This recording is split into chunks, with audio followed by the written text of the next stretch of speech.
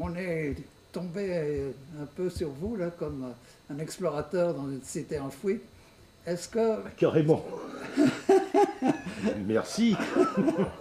est-ce que, est-ce que ça favorise un peu la recherche? Est-ce que finalement c'est propice aux études et tout ça, au travail que vous faites? Vous êtes plus tranquille, vous êtes... Ah bah, de toutes les façons, on va dire, le jardin d'agronomie tropicale est déjà un havre de paix.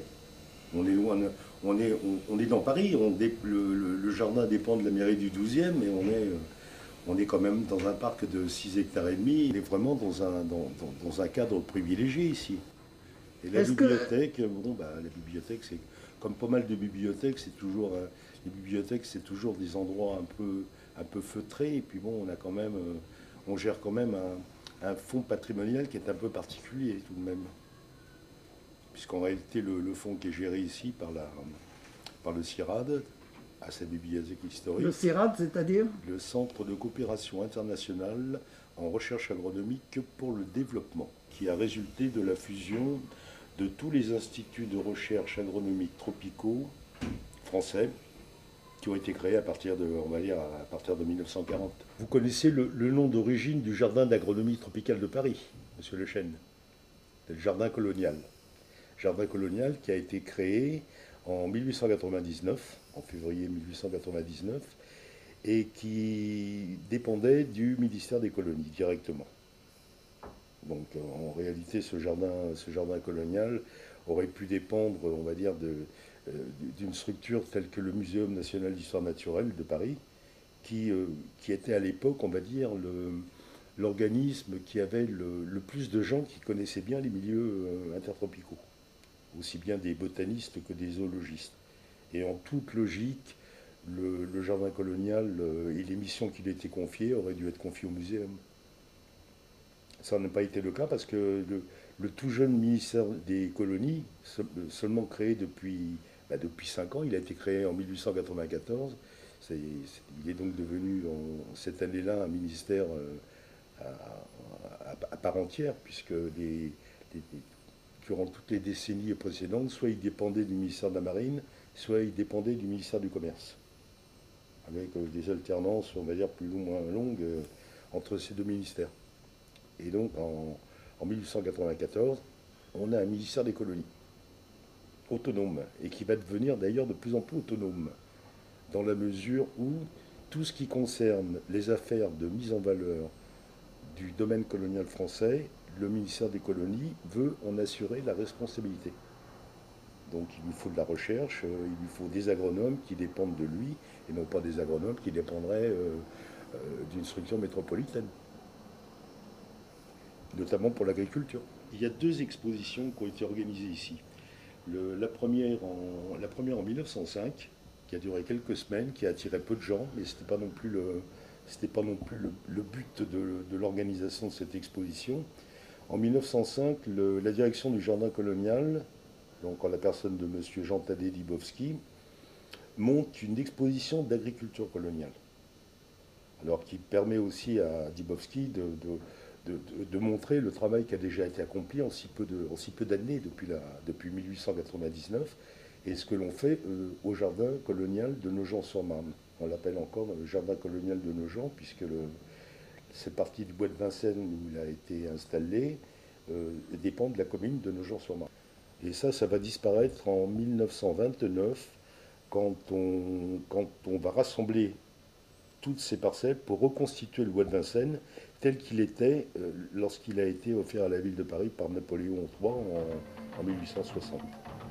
Et pourquoi on supprime toutes les parcelles des communes? Tout simplement parce qu'en 1929, on sait qu'on va mettre en place 2 ans plus tard une exposition coloniale internationale autour du bois de Vincennes. Et on s'est dit le plus simple, c'est que tout le bois de Vincennes dépendent de la seule ville de Paris. L'année suivante, voilà ce qui se passe. Donc on a eu l'exposition d'agriculture coloniale organisée au jardin de Nogent en 1905.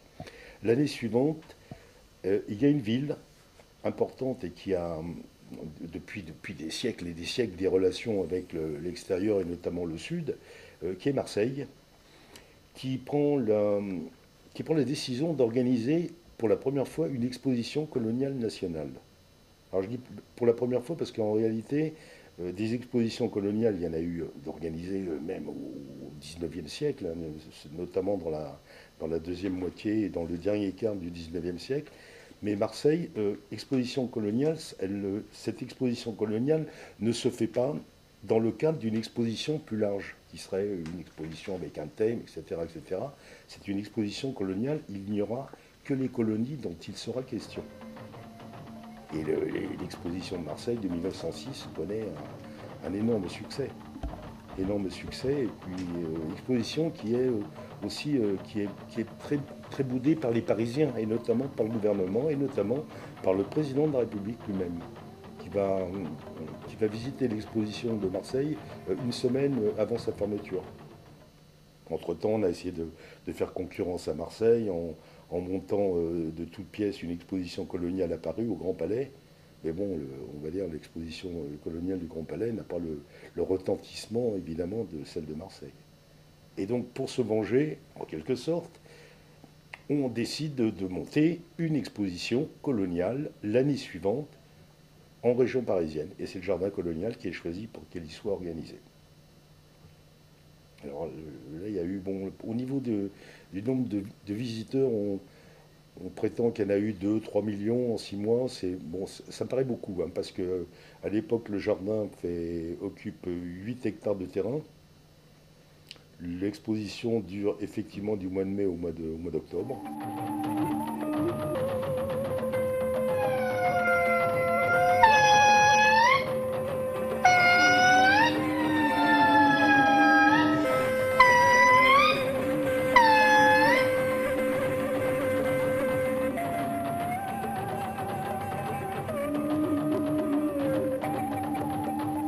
Vous le savez, lorsqu'on organise une exposition dans n'importe quel pays du globe, bon, les pavillons sont construits et puis après l'exposition, tous disparaissent. Soit ils sont démolis, soit on récupère des matériaux, mais en tout cas, il n'y a plus de bâtiment.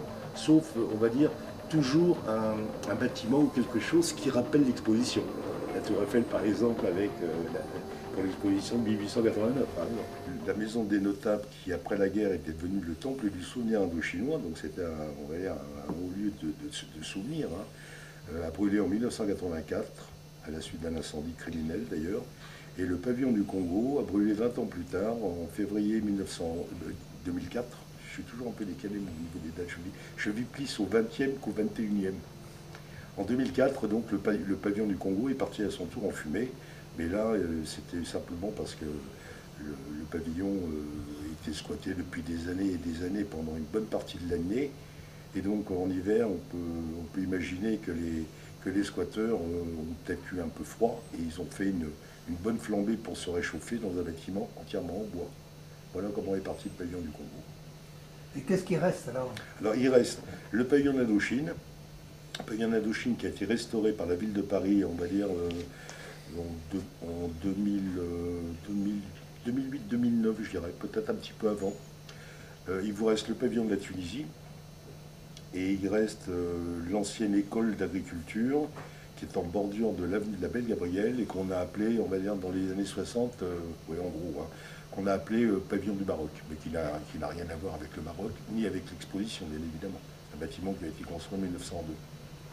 Et bien évidemment aussi, en 1907, il ne risquait pas d'y avoir un pavillon du Maroc. Mais tout ce qu'il y a, par exemple, même vous en avez sauvé quelques vestiges, hein. Ça par exemple. Et ces poteaux, les poteaux, quand on les a récupérés, quand le jardin les a récupérés du Trocadéro en 1900, donc à la fin de l'année 1900, ces poteaux ont été installés devant le pavillon, évidemment, de l'Indochine n'existait pas encore. On les a donc installés pas très loin du bâtiment qui abritait, on va dire, l'embryon de bibliothèque et les bureaux de l'administration. Donc ils ont été disposés en fait en ligne, en pleine terre. Mais ça n'a pas duré très longtemps. En 1905, on les a déplacés pour puisse permettre la confection d'un kiosque et musique. Et donc les poteaux sculptés dahoméens ont servi à retenir le toit en paille de ce kiosque qui était extrêmement élégant, et kiosque qui restait en place jusque dans les années 60. Sur la restitution des objets culturels comme ça, dont on parle beaucoup en ce moment, qu'est-ce que vous en pensez? On va dire que tous les objets qui peuvent se trouver dans des musées ont tous été pratiquement tous acquis à peu près dans les mêmes conditions. Et les conditions sont les suivantes, ce sont des affrontements de peuples. Et puis voilà, sinon ça serait extrêmement compliqué, on va dire. Sans oublier également, par exemple, ce qui est assez, on va dire, dans l'air du temps actuellement et qui pose quelques problèmes, ça serait la restitution, par exemple, des objets qui ont été enlevés et ramenés en France par un officier français à qui on avait confié la conquête du royaume d'Abomey, du royaume de Bénin, le général Dodds. À l'époque, il était colonel. Et Dodds, effectivement, quand ils sont arrivés à Abomey, ils ont enlevé pas mal de choses. Et ça a été évacué sur la métropole, bien sûr. Mais comme d'autres avaient fait bien avant lui, hein, et comme on l'a fait depuis des millénaires, pratiquement. Dès l'instant où ces objets sont enregistrés dans des musées, ces objets sont inaliénables, indéplaçables, inaliénables. Oui, mais ça, c'est celui qui a gagné qui dicte les règles du jeu. Ça s'est passé toujours comme ça, probablement de la même façon que la plupart des objets qui étaient rassemblés à Abomey ne provenaient pas forcément du royaume d'Abomey. Mais on parle quand même beaucoup de restitution. Là. On parle beaucoup de restitution, on parle beaucoup de repentance, on parle beaucoup de choses qui doivent être un peu mieux sous-pesées. C'est mon avis.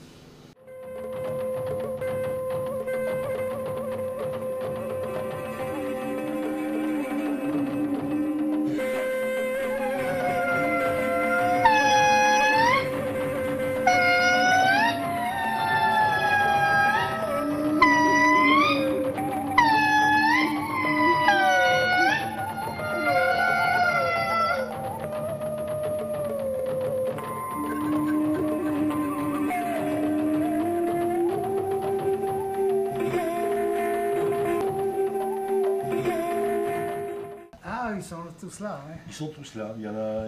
Il doit y en avoir une demi-douzaine à gauche et une demi-douzaine à droite. Avec deux personnages séparés par deux éléments de sculpture. C'est la tête celui-ci.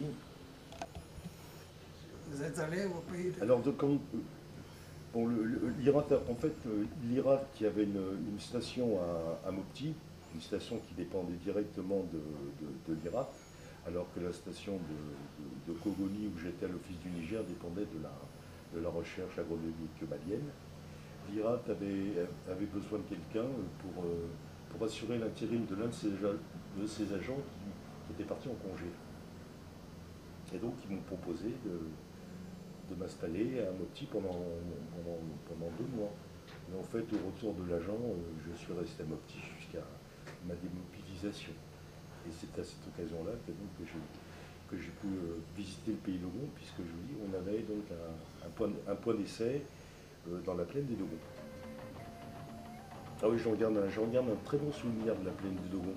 Pourquoi? Parce que c'est un paysage qui est un petit peu surprenant. C'est une région qui est extrêmement surprenante. Les villages Dogon, vous les découvrez, on va dire, quand vous tombez dessus. Les villages sont installés en bas de la falaise et ils se mélangent avec le paysage. Ils sont construits avec les mêmes matériaux que la falaise et en fait, c'est quand même, on va dire, des conditions un peu particulières. Et puis bon, dans la plaine du Dogon, il y a tous ces pitons rocheux qui sont mis en valeur par des agriculteurs extrêmement courageux ou des agricultrices extrêmement courageuses. Mais quand on parle des Dogons, on parle surtout de la falaise, des falaises. Oui. Ah oui. Je l'ai, avec, on va dire, je pense qu'au moins 2 fois, je suis descendu ou je suis monté, je suis descendu du haut de la falaise pour arriver en bas, ou dans l'autre sens, parti d'en bas pour me retrouver en haut de la falaise. Parce qu'en réalité, il y avait des passages, hein, des passages de pierre, et vous pouviez grimper ou descendre de la falaise. Hein. En haut de la falaise, c'est pas le village des morts, là? Je ne me rappelle plus. De toute façon, bon, là, on parle plus précisément du pays de Gon, bien sûr. Mais bon, moi, j'ai vraiment aimé le Mali. L'office du Niger, bien sûr, mais Mopti, puis bon, on va dire les lacs du delta intérieur du Niger, bon, la boucle, le Douenza, tout, c'est des souvenirs merveilleux. Hein. Non, je me rappelle très bien à Cogoni, à l'époque, j'ai dû arriver en février 1974. Et à l'époque des transhumances, passer par la station de Cogoni et le village à côté de Diamali, durant des jours et des jours pratiquement en continu, des caravanes d'animaux, de chameaux, la transhumance vers le fleuve Niger. Hein. C'est impressionnant, impressionnant. Ça durait des jours, hein, avec des milliers d'animaux, des centaines et des centaines de gens, avec les animaux les plus jeunes, les enfants qui étaient sur les dromadaires, sur les méharis. Est-ce que c'est vrai que c'est Griol qui avait introduit la culture de l'oignon, là? Ah, c'est pas impossible. Oui, c'est pas impossible. Les oignons, en fait, en région sahélienne, il n'y a pas qu'au Mali, hein. On va dire le pays qui fournit les oignons les plus réputés, c'est le Niger. On parle du blanc de Galmi, du violet de Galmi. Alors après, ces oignons, évidemment, ils se retrouvent pratiquement dans toutes les zones correspondantes de ces régions soudano-sahéliennes. Donc en fait, c'est depuis une quinzaine d'années que je m'intéresse beaucoup plus particulièrement, d'abord parce que j'ai le matériel, et je suis en grande partie payé pour cela, de m'intéresser à l'histoire de l'Afrique et notamment de l'histoire de la mise en valeur de l'Afrique. Et là, quel livre vous avez écrit, là? Il est sur la belle table en marqueterie.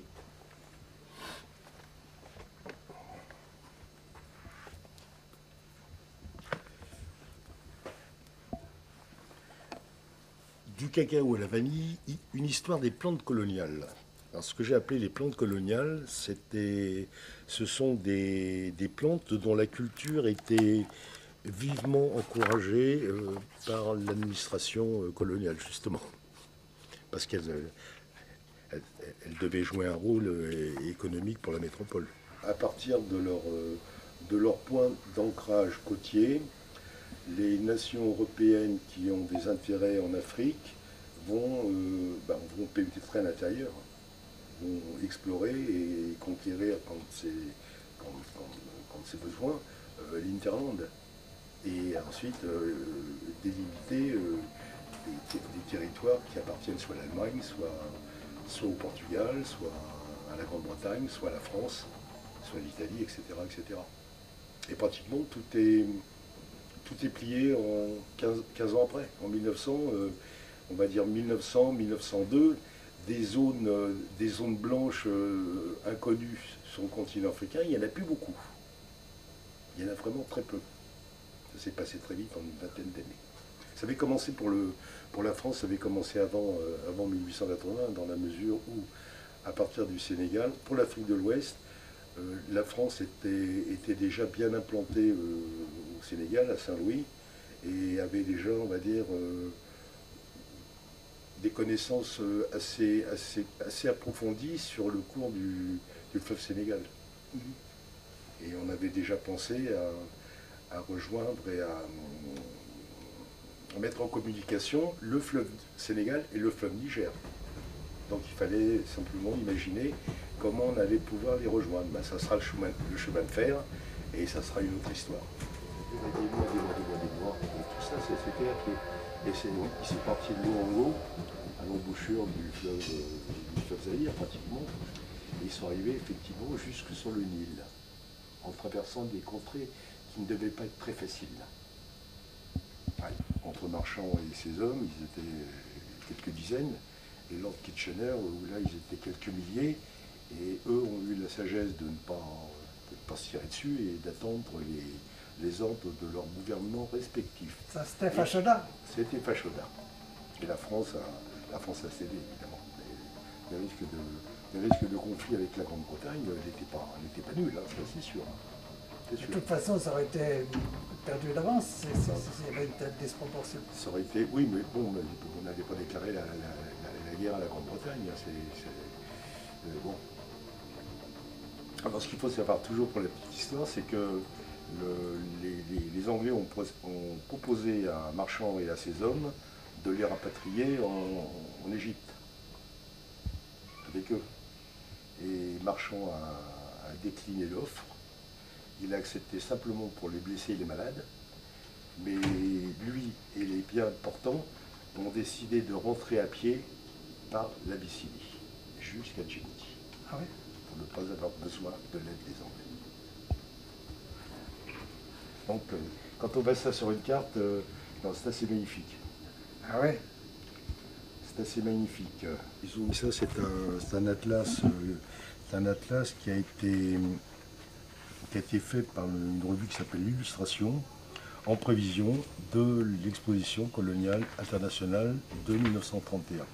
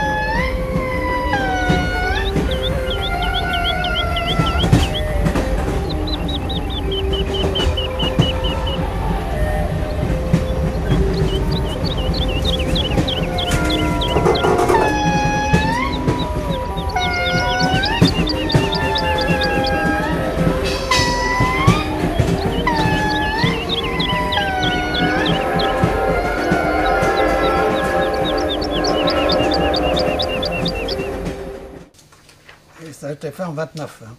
C'est en 29, oui. Oui, oui, si vous... L'un des plus anciens atlas coloniales, c'est celui-ci. Alors c'est assez marrant, on va regarder le...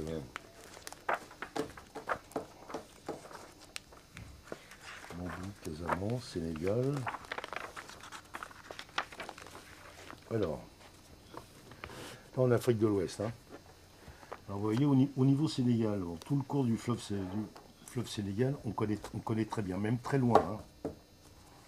Même très loin. Mais regardez ici, tout ce qui correspond à une bonne partie de Sierra Leone et Libéria, de la Côte d'Ivoire, du nord de l'actuel Ghana, c'est blanc. Dans 15 ans, on aura été partout. Et sur cette carte d'ailleurs, vous avez toujours cette zone-là où on a tracé on va dire des lignes d'une chaîne de montagnes qu'on appelle les montagnes de Kong. Et en fait, ces montagnes de Kong n'ont jamais existé.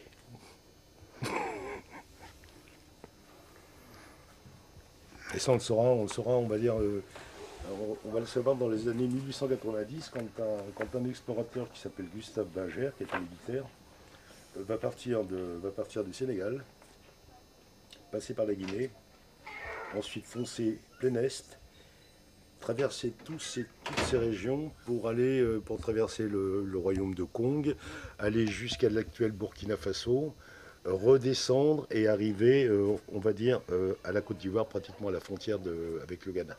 Ici, on a la Guinée. Là, vous avez, alors, Tombouctou va être ici. Bamako va se retrouver... Mopti, c'est ça? Non, non, non. C'est pas Mopti. Non, non. Mopti est sur le fleuve. On a Djenné. Mopti se trouverait par là. Parce qu'on passe à côté de Djenné. Là, on a Bamako, on a Ségou. Et le pays d'Ogon est quelque part par là. Alors le pays d'Ogon va se retrouver si on... attendez. On a Djenné ici, on a le lac des Beaux ici. Le pays d'Ogon se retrouve quelque part par ici.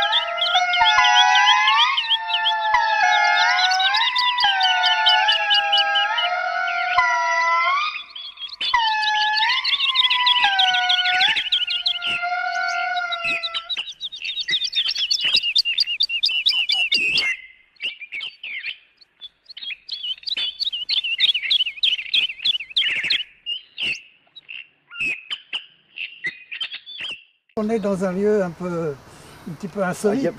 Il y a plusieurs histoires qui vont en fait plusieurs histoires avec un H majuscule qui vont constituer l'histoire, toujours avec un H majuscule, du jardin d'agronomie tropicale, ça c'est sûr. Et on se retrouve d'ailleurs, on va dire, à côté du dernier monument qui a été érigé à la mémoire de l'engagement des soldats venus du domaine colonial français. C'est un monument qui est dédié aux soldats noirs.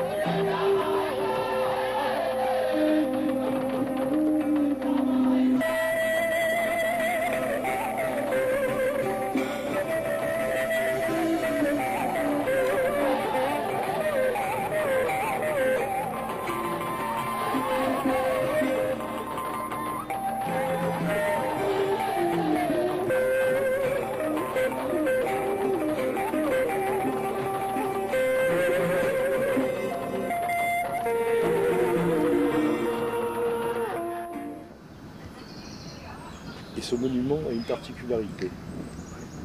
Il n'est pas un monument qui a été érigé après la Première Guerre mondiale. C'est un monument qui a été érigé probablement, très très probablement, entre 1939 et 1942. En 1939, on n'en parle pas. On parle dans une revue qui s'appelle Le Monde colonial illustré, dans un numéro de 1939, on parle du jardin. On parle d'officiels qui sont venus au jardin pour déposer des gerbes sur les monuments aux morts. Et dans ce numéro de cette revue, on fait la liste, on présente la liste des monuments où on a déposé des gerbes. Alors on a l'obélisque, dédié à l'engagement des troupes coloniales en général. On a les 3 monuments qui concernent l'Indochine. Donc le temple du souvenir indo-chinois, l'ancienne maison des notables cochins chinois. On a le Phnom dédié à l'engagement des bouddhistes laotiens et cambodgiens. On a un autre monument qui est dédié à l'engagement des Indo-Chinois chrétiens morts pour la France. On a le monument malgache que l'on a vu ce matin. Tous ces monuments, on en parle dans cet article. On ne parle pas du monument aux soldats noirs. Par contre, dans un plan qui a été établi à la demande d'un cabinet d'architectes en 1942, sur le plan figure le monument aux soldats noirs. Alors qu'est-ce qui s'est passé entre 1939 et 1942 Il y a une chose peut-être assez simple à comprendre. Le monument devant lequel nous sommes est dédié aux soldats noirs des 2 guerres mondiales. Et il aurait été érigé sous le régime de Vichy. Alors on se dit quand même, connaissant... non, il y a une chose à laquelle j'ai pensé et qu'il faudrait quand même que je me décide à vérifier un de ces jours, c'est-à-dire il faut que j'aille aux archives du Val-de-Marne, pour voir simplement si dans un journal de l'époque, c'est simple, hein, années 40, 41, 42, s'il est question d'une inauguration d'un monument dédié aux soldats noirs. Et il aurait été fait un peu subrepticement? Non, pas du tout. Non, il aurait été fait pas forcément subrepticement. Il aurait été fait dans un but avoué par Vichy, qui était en fin de compte, de maintenir auprès du gouvernement de Vichy, on va dire, la France d'outre-mer, tout simplement. Donc reconnaissance finalement de l'engagement des troupes venant d'Afrique de l'Ouest et d'Afrique centrale, ça pouvait être intéressant dans la mesure où il y avait un choix à faire au niveau des colonies. Soit suivre De Gaulle, soit rester dans la légalité en quelque sorte, si je puis dire, hein, en restant en adhérant au régime de Vichy, à Pétain. Donc pour Pétain, c'était pas idiot de reconnaître cela s'il y avait des conséquences au niveau de la reconnaissance dans l'outre-mer français, notamment en Afrique. C'est ce qui s'est passé d'ailleurs. L'Afrique occidentale française est restée légaliste, si je puis dire. Ouais. Quand De Gaulle s'est pointé à Dakar, il a été reçu à coups de canon, tout de même, il ne faut pas l'oublier. Et par contre, en Afrique équatoriale française, pratiquement toutes les colonies qui constituaient la fédération, à l'exception peut-être du Gabon. Le Gabon, où on n'était pas très chaud. Mais sinon, le Moyen Congo, le Bangui-Chari, le Tchad, ça a été des ralliés de la première heure à De Gaulle. Et c'est d'ailleurs de cette Afrique équatoriale que va partir toute une reconquête à travers la Libye qui va nous emmener au Moyen-Orient, au Liban et en Syrie. Et ensuite, nous faire longer la Méditerranée pour la traverser et finir en Allemagne avec la deuxième division de l'année.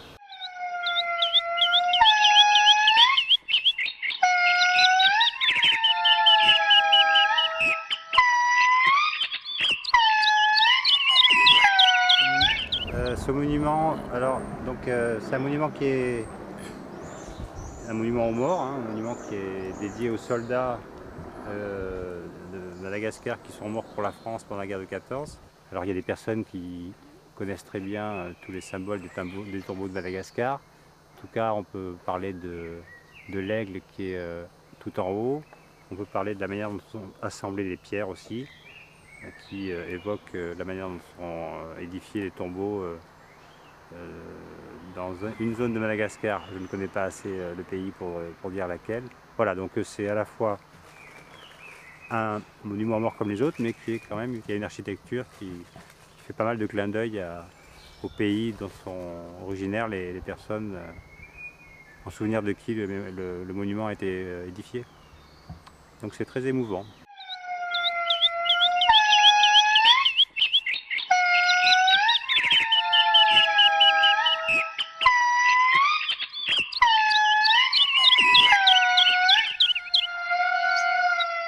On va dire, depuis que la ville de Paris a pris la gestion de ce jardin, donc en 2003, bon, en 2003, les premières années, on va dire jusqu'en 2005, ils n'ont pas fait grand-chose. Par contre, en 2005, ils l'ont ouvert au public. Et le fait de l'ouvrir au public, ils ont quand même essayé de le discipliner un peu. Parce qu'avant, il était encore plus sauvage que ça, hein. On découvrait vraiment les monuments ou les bâtiments, c'était vraiment au détour d'un chemin, hein. Pas pendant l'hiver, bien évidemment. Mais au printemps-été, on découvrait vraiment, c'était une surprise de découvrir un monument aux morts ou un bâtiment de l'Expo 1907. Donc il y a quand même des bâtiments qu'on laisse se détériorer beaucoup. À ton avis, pourquoi? Les remettre en état, ça aurait un coût. Peut-être que la ville de Paris ne doit pas investir là. Et puis je t'en avais parlé, hein, on va dire la connotation coloniale, ancien jardin colonial, en France c'est toujours un peu difficile à digérer ou à faire passer. On n'a pas de très bonnes relations avec notre passé colonial en France, contrairement à d'autres pays qui assument ça complètement. Et finalement, en fin de compte, c'est plutôt une bonne chose ou une mauvaise chose de ne pas ne pas le moderniser?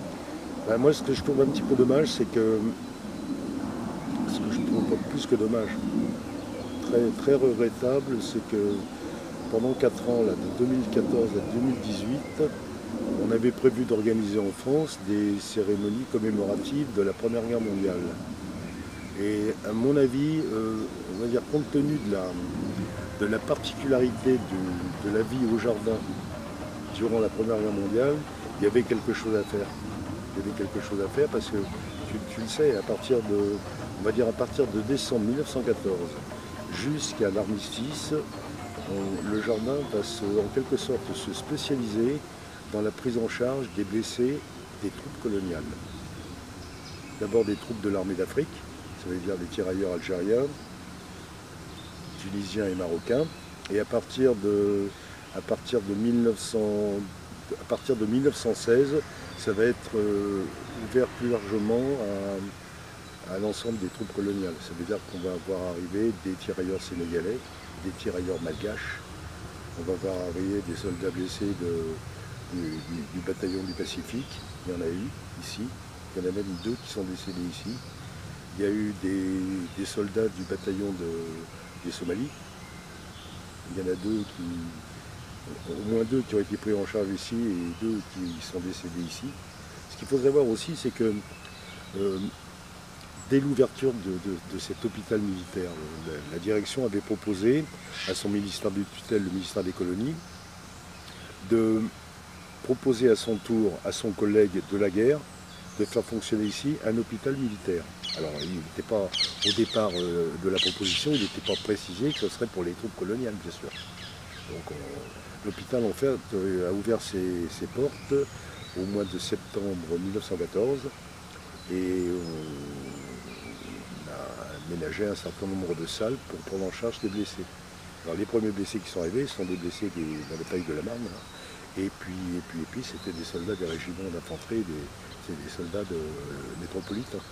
Et pour en revenir ici, finalement, si tout ça était tiré au cordeau et tout ça, et que ça soit diffusé largement, publicisé, tout ça, qu'est-ce que... On a laissé passer une occasion, c'est ce que je te disais, Gérard. Non, mais je veux dire, est-ce que ça... L'occasion, c'était de rappeler qu'à une époque de l'histoire de France, des soldats venus de tous les coins du monde sont venus combattre les uns à côté des autres contre un ennemi commun. Et ça, c'était l'occasion peut-être de le rappeler. Il y avait des Algériens, qu'il y avait des Tunisiens, qu'il y avait des Sénégalais. Et bon, tirailleurs sénégalais, ils pouvaient être ivoiriens, ils pouvaient être guinéens, ils pouvaient être dahoméens aussi. Hein. Il y en a eu peu d'Afrique centrale. Hein. Mais bon, il y a dû y en avoir quelques-uns. En tout cas, les plus gros contingents, c'était des Soudanais, Guinéens et Sénégalais. Il y a pas mal d'Ivoiriens aussi. Mais tu me disais, en fait aussi, que finalement, c'était pas plus mal non plus qu'il soit un petit peu oublié, que ça lui permettait de... Parce que s'il était largement ouvert, publicisé... Ah mais je préfère qu'on va dire que son existence jusqu'à présent reste confidentielle. Pour ne pas voir débarquer au jardin d'agronomie tropicale des hordes d'incultes qui viennent pour foutre de la musique à fond les manettes et puis pour aller fumer un petit joint dans un coin et puis dégoupiller quelques canettes de bière. Hein. C'est aussi bien que ça reste, on va dire, un endroit qui intéresse des gens qui se sentent intéressés par une partie de notre histoire, que ce soit la Première Guerre mondiale, que ce soit l'histoire des colonies au travers de leur mise en valeur agricole notamment.